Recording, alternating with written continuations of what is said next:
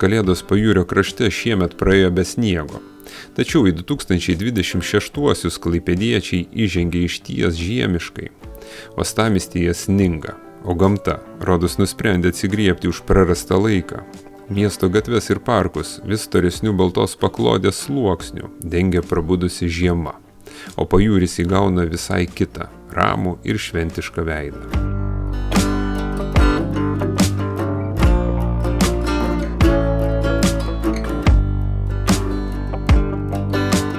Tiesa, gausus snygis atnešė ir iššūkių.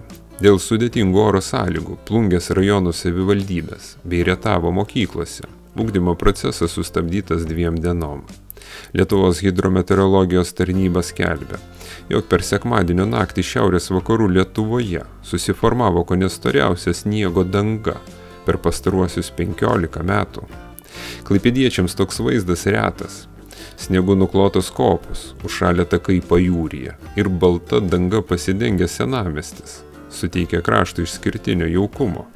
Tad nors sniegas pareikalauja atsargumo keliuose ir papildomo darbo, pavyzdžiui, atsikasant savo automobilį kieme, tačiau daugeliu jis tampa laukta žiemos dovana, primenančia, kad tikra žiema Pajūryje vis dėlto egzistuoja. Juk snieguotas Pajūris vilioja pasivaikščioti, fotografuoti ir filmuoti. Ir taip iš naujo atrasti žiemišką Klaipėdą, tokią, kokią pamatyti pasiseka ne kasmet.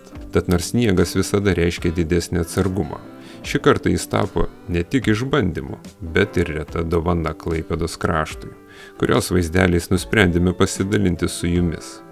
Nepamirškite palaikyti mūsų kanalo savo patiktukais, o žiemos įspūdžiais pasidalinti komentaruose. Ačiū, kad esate kartu.